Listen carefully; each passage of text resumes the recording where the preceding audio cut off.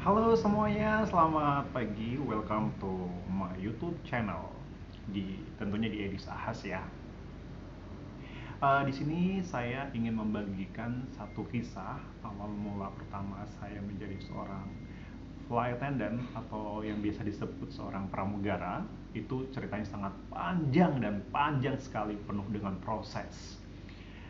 Awal mulanya itu dulu tidak pernah saya tuh punya kepikiran menjadi seorang pramugara, karena saya pikir saya kan dari kampung yang benar-benar dari kampung daerah terpencil. Tapi saya tentunya saya sangat bangga yang dimana saya dari anak daerah yang merantau ke Jakarta demi sebuah cita-cita dan mimpi. Awalnya saya pergi ke Jakarta pada waktu itu saya mengikuti salah satu audisi pemilihan, semacam model-model gitu di tahun 2008 kalau nggak salah. Terus kemudian setelah selesai mengikuti acara pemilihan-pemilihan itu selesai, lalu saya capek dan kayak tidak ada ujungnya. Akhirnya saya memutuskan untuk bekerja dan saya melamar di sebuah perusahaan makanan yang ada di Jakarta. Terus kemudian waktu itu saya ditempatkan posisinya di airport. Disitulah awal mulanya saya pertama kali melihat pesawat dan pertama kali melihat seorang pramugari dan pramugara. Pertama, saya juga belum terlintas di pikiran saya bahwa saya akan menjadi seorang pramugara. Awalnya saya cuma kagum dan bisa hanya membayangkan, oh seperti itu loh seorang pramugari. Dia turun dari mobil membawa koper dengan parfum yang sangat wangi sambil jalan sambil dilihat-lihat. Disitulah mulai timbul rasa keingin tahuan saya, apa sih pramugari itu? Apa sih pramugara itu? Pekerjaan seperti apa? Dan akhirnya saya bekerja di salah satu tempat makan tersebut selama setahun. Terus saya resign. Setelah resign itu juga belum langsung ikut atau tes menjadi seorang pramugara. Prosesnya masih panjang. Dan akhirnya saya kerja di pabrik. Tahu pabrik jok mobil di Jakarta Barat. Saya harus membuat jok mobil itu setiap hari Senin sampai Jumat karena sistemnya sistem jam kerja. Dan disitulah saya juga ngerasa keinginan saya pengen tahu seperti apa dunia pekerjaan seorang pramugara. Akhirnya saya waktu itu belum ada yang namanya sosial media. Waktu itu masih ada BlackBerry, zamannya BlackBerry. Dan ada salah satu orang teman saya itu broadcast bahwa ada walk-in interview di salah satu maskapai, yaitu pertama kali itu di Lion Air. Akhirnya saya disuruh iseng-iseng coba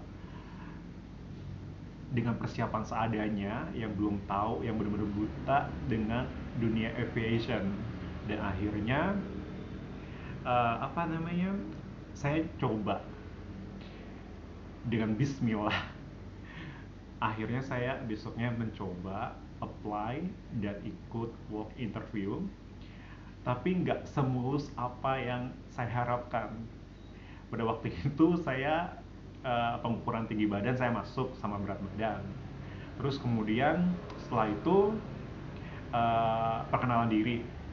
Tapi pada saat perkenalan diri saya fail pada saat waktu itu kan 10 orang suruh maju ke depan. Terus setelah itu kita dinilai dari performance, yang dimana performance saya waktu itu masih yang benar-benar apa adanya dan masih kurus, masih yang benar-benar belum tahu yang namanya saya harus seperti apa, seorang pramugara itu kriteria seperti apa saya belum tahu.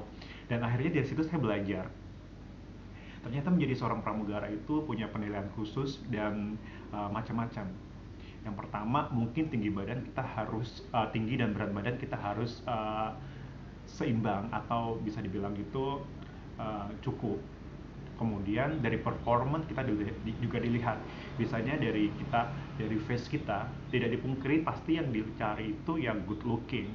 Good looking belum tentu yang dinamakan good looking itu mungkin seperti gini. Ada orang yang menurut saya itu biasa aja, tapi dia mempunyai inner beauty atau good looking yang dimana tuh enak dilihat seperti itu. Terus kemudian saya belajar yang dimana waktu itu berat badan saya masih 60. Akhirnya saya belajar apa kekurangan saya. Akhirnya saya olahraga, nge-gym, minum susu untuk naikin berat badan. Dan besoknya lagi next mungkin 3 bulanan akhirnya ada pembukaan lagi di salah satu maskapai.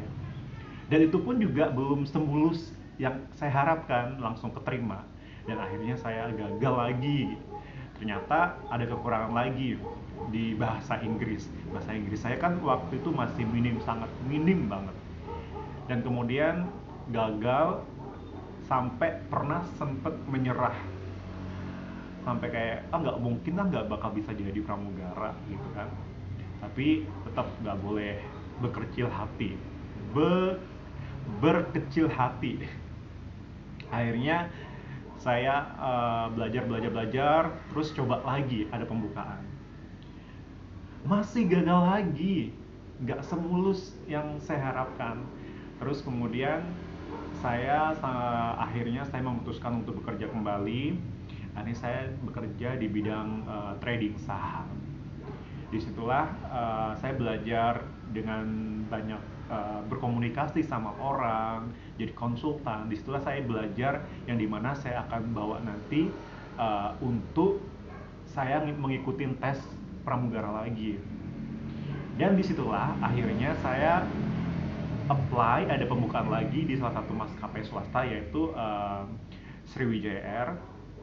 Disitulah saya persiapan sudah benar-benar 100%, udah mantap dari segi performance, dari segi bahasa, semua sudah saya siapkan sampai saya itu menghafalkan perkenalan diri gitu dengan bahasa Inggris dengan lancar. Akhirnya besoknya saya tes dan alhamdulillah itu saya keterima dan benar-benar sujud syukur. Disitulah saya banyak belajar ya, untuk menggapai semua mimpi, sebuah mimpi itu tuh tidak mudah, tidak gampang, penuh dengan proses. Jadi kalau menurut saya nikmatin prosesnya baru kita nikmatin hasilnya. Mungkin cukup di sini dulu video saya. Nanti mungkin nextnya saya akan kasih tahu bagaimana proses selanjutnya. Terus kemudian bagaimana kita menjadi dan apa tips-tipsnya menjadi seorang pramugara itu seperti apa, nanti saya kasih tahu. Pokoknya kalian harus jangan lupa subscribe dan like ya.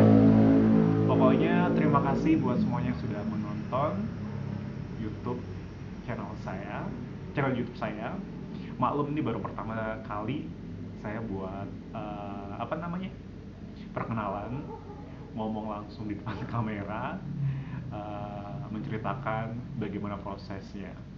Mungkin nanti di next videonya saya akan lebih memperbaiki kualitas dari segi bahasa atau videonya. Pokoknya jangan lupa, mungkin ini sedikit cerita, nanti saya akan kasih cerita dan tips bagaimana kita menjadi seorang pramugara. Pokoknya ikutin terus ya, dan jangan lupa subscribe. Thank you, bye.